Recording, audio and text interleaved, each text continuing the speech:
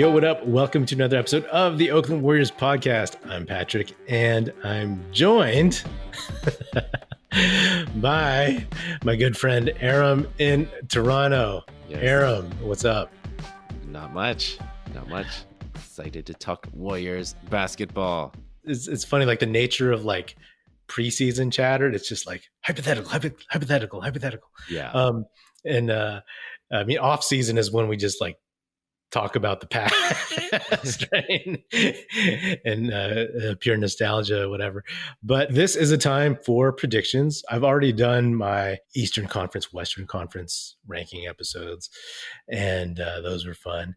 But I want bold predictions, just completely not so off the rail random, but like, you know, things that most people aren't really thinking about in terms of what they expect for this season from the Warriors and some of their players. I got a few, but I want to hear what you got. Should I start with the weakest bold prediction of all? Don't quantify it, man. I want to be surprised. No, I just changed my bullet points into numbers, so I'm literally quantifying it right now. Okay, as we talked about before, I was super impressed by Patrick Baldwin Jr. So he's going to play more than Rollins. You know, just all the chatter that the coaching staff and the other, even Kevon Looney. I think Kevon Looney. I think he was like, you know, he was really praising him, and then I think in the middle of the quote, he realized like, oh, better pump the brakes a little bit on this guy, right? Which is awesome in the first place to hear quotes from Kevon Looney, but I mean, again, we're trying not to judge too much on preseason, but he looked good. And Rollins didn't look so great. Again, you know, this is October that we're talking about. Who knows what they look like in April? But yeah. But I think, hey, can somebody give Bob some credit? These were some interesting draft picks. Okay, do you want to trade off? Do you have a bold prediction? Oh yeah. I got a couple. I got a few. Since you mentioned Patrick, I keep wanting to say Patrick O'Brien. It's going to happen. Patrick Baldwin Jr., PBJ. I said he's going to push Jonathan Kuminga for minutes. Oh, right.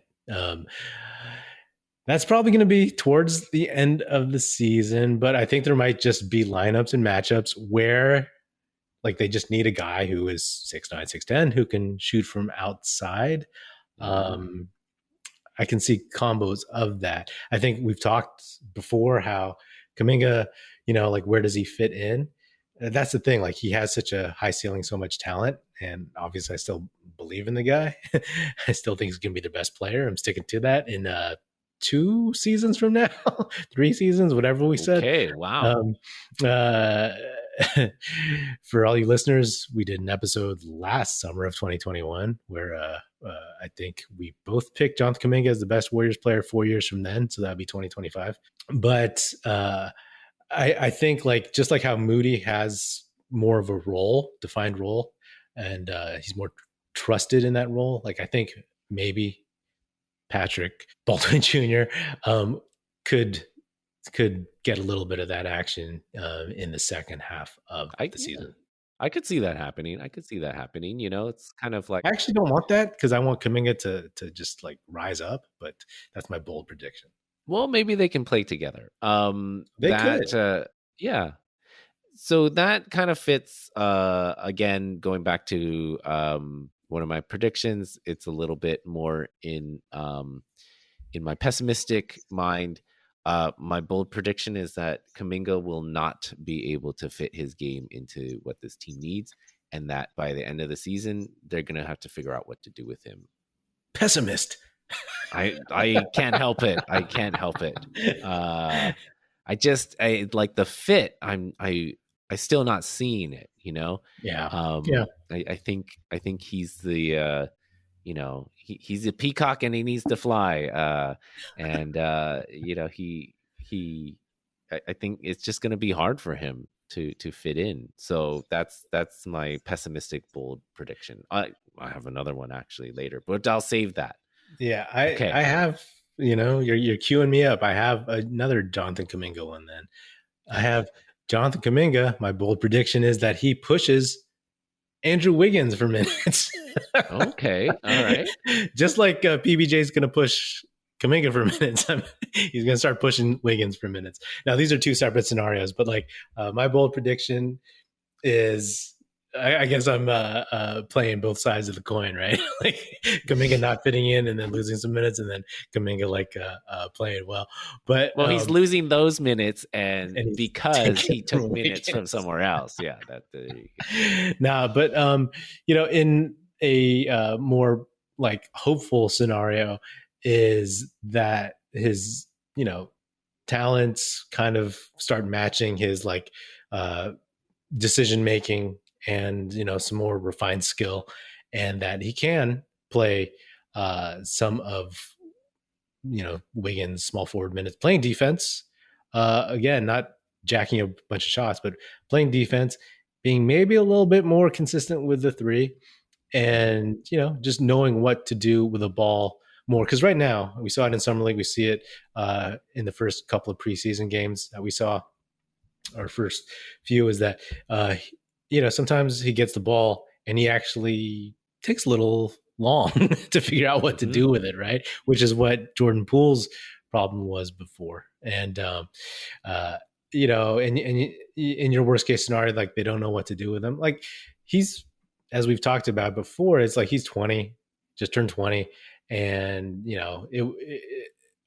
when it comes to contracts, sure, like that's an issue in picking up options and all that jazz. But like he's still going to be amazing in my opinion. And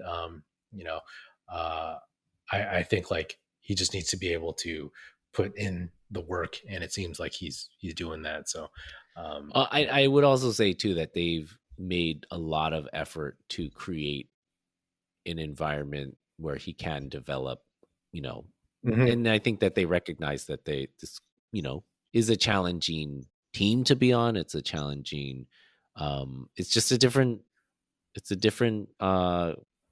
context to be playing in. Like for somebody of his kind of pedigree, he would normally be on the Houston Rockets. He would normally be on the Orlando Magic, right? But he's not. And this is the situation, and we're going to surround you with good coaches and good vets. Iguodala is going to help you. Jama Malalela is going to help you. So if he doesn't succeed, it's on him. You know what I mean? So I don't want that to be true, but that's a prediction that he's going to struggle. Okay. So I kind of have a kind of a deeper cut one. Just real quick. I think that Ty Jerome will make the roster. I don't know that that they'll fill the 15th roster spot with him. I don't know if that's the right move, but I think that to see them kind of move on him so quickly, and get rid of Mac McClung, I think they had stated, I think it was in the summertime, that they were kind of like, kind of looking for another ball handler, and he's done it. He's played in the league for a few years now. He's not gonna, there's no all-star or anything like that, but he can probably help you get through a season. So I'm a little surprised that he wanted to play for them, or wanted to try to make the roster, but maybe he was hoping that he can get in on that Warriors contract magic that worked for Otto Porter Jr. and Gary Payton or something like that. I don't think he'll make the roster, but I think it's worth giving him a look, I suppose, because they just we all know that Mac McClung played on the Warriors summer league team because Rollins was hurt, and so they just were like, okay, Rollins can play, so let's cut. Well, I mean, it's like they like tall point guards. They like people who have some kind of sense of control. And also they probably see that Ryan Rollins is not ready. So, so it's kind of like this would offer them a little bit more coverage. Yeah, this guy shot 42% from three in 2020, 2021, which worked out to 2.2 out of 5.1 shots a game. Wow. Out of 33 games. But okay. That's bold. I will say. Okay, can I go to my? But this is the one. This is the one that I really want to talk about. Okay, yeah. Good, All right, because I so was going this to say that the Ty Jerome one wasn't like a very sexy no, bold no. prediction. I thought it was pretty bold. You know, yeah. No. It was bold, but it wasn't sexy. Do you know? Do you know what that's going to cost them in terms of luxury tax? Exactly. Okay. Now this one was inspired by part of when we were texting each other. This is actually, I'm stealing this from you. That James Wiseman will have a better season than Melo.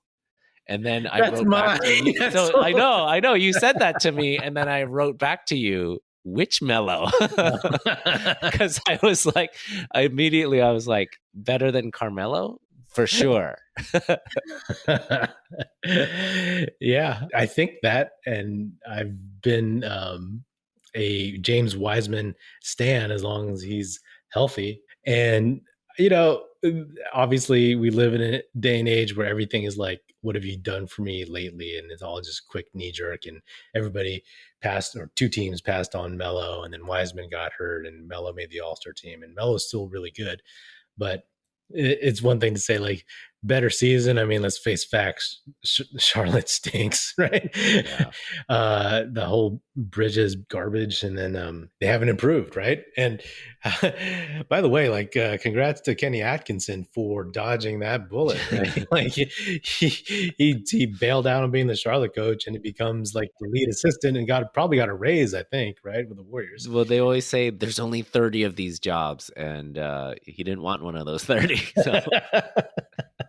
So like it's how do you kind of judge like who has a better season, like with two guys, especially totally different positions and totally different roles on their teams, and what they're required to do. But bottom line, like I think people will like be like, oh wow, Wiseman, as long as he's healthy, Wiseman was a very, very good pick at number 2, and a good choice. Like that's kind of what I'm banking on, because I've always just wanted to see it, right? That's what we've wanted. Just I want to see it, and I want to see how good he is when he's healthy. And I think that, admittedly, I didn't have much time to watch a ton of LaMelo Ball last season because I was watching so many Warriors games, but I want to see how his game evolves, right? He came in so flashy. Like, can he lead a team? Can he win? Can he become like consistent? Or is he just going to be kind of like,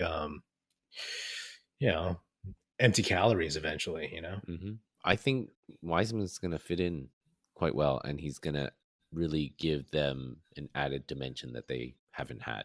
And so I don't think he'll make an all-star team or anything like that, but I think he's gonna contribute. Oh, I do, for sure. So not this season. I meant this year. I meant this year. So okay. Yeah, LaMelo will probably make an all-star team. Carmelo, who knows?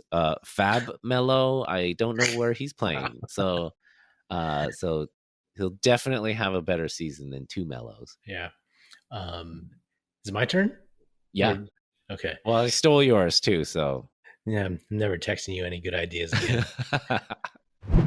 The NFL action is in full swing at DraftKings Sportsbook, an official sports betting partner of the NFL. We're talking touchdowns, big plays, and even bigger wins. New customers can bet just $5 on any NFL team to win and get $200 in free bets if they do. Check this out. In addition to the usual bets, everyone can boost their winnings with DraftKings stepped-up same-game parlays. I think I'm going to have to put my money on Jimmy G and the Niners. To make things even sweeter, you can throw down on stepped-up same-game parlays once per game day all season long.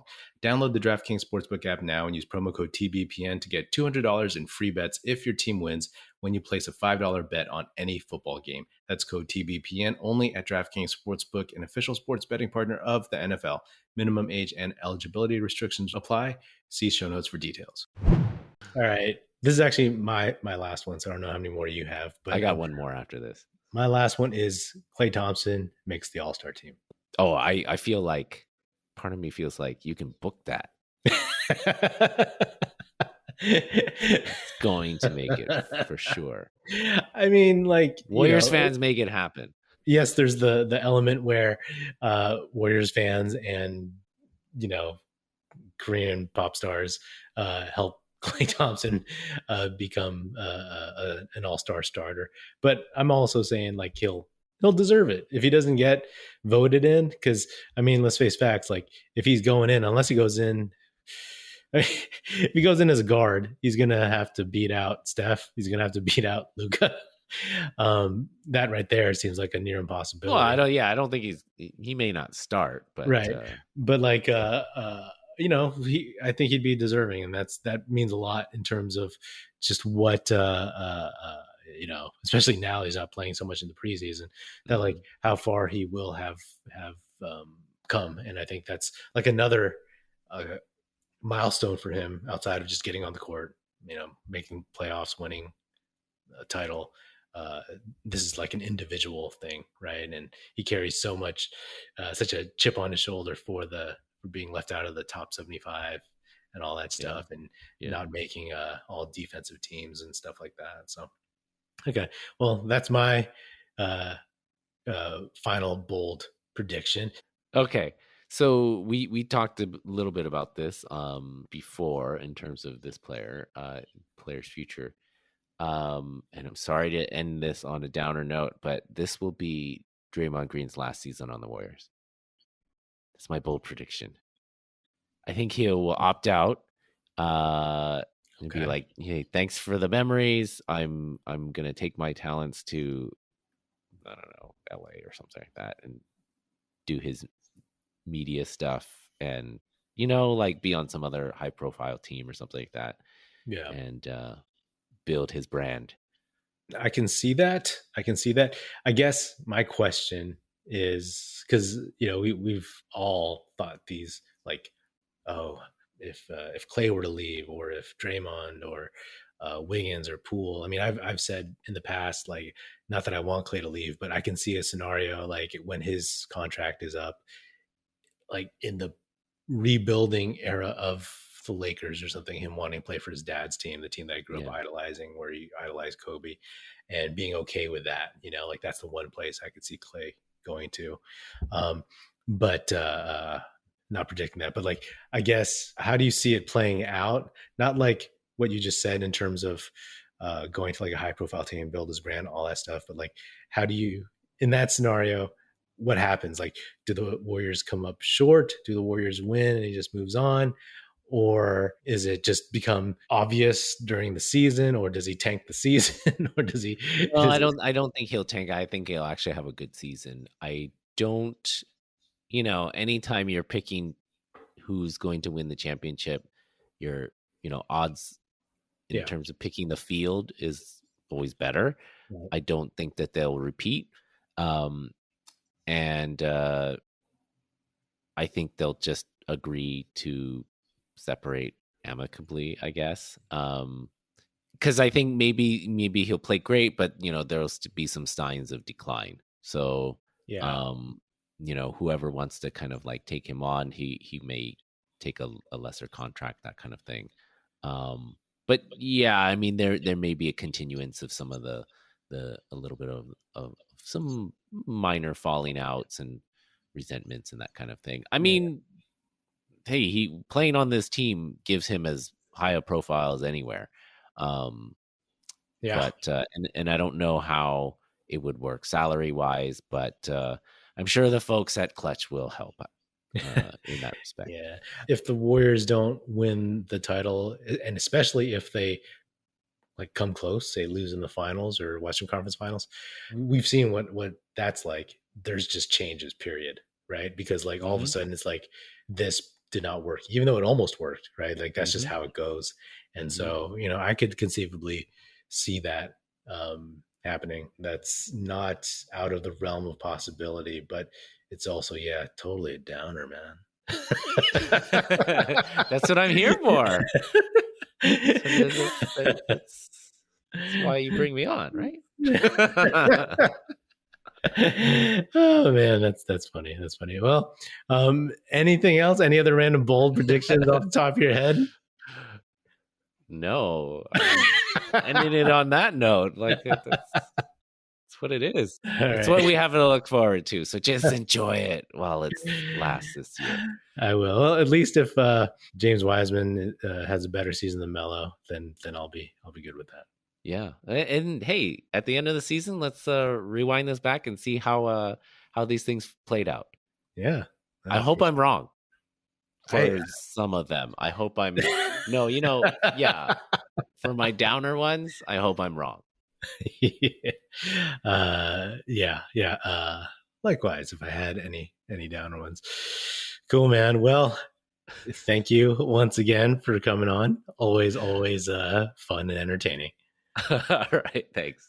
All right, well, that is another episode of the Oakland Warriors podcast. Be sure to subscribe wherever you get your podcast. Feel free to hit me up on Twitter at Patrick Epino or at Oakland Warriors. Check out our YouTube channel where you can watch this episode, youtube.com/Oakland Warriors. Check us out at oaklandwarriors.com, and be sure to tell your fellow Warrior fan friends to tune in and listen. The Oakland Warriors podcast is produced by National Film Society and is a part of the Basketball Podcast Network. And if you're so inclined, please do leave us a 5-star rating on Spotify and Apple Podcasts. And if you want to leave us a nice review saying good stuff about the show on Apple Podcasts, that would be hugely appreciated, and it would be very, very helpful. Thanks. That's it. Music in this episode provided by Paper Sun. Special thanks to Paul Amardo for production support. See you next time, and go Dubs.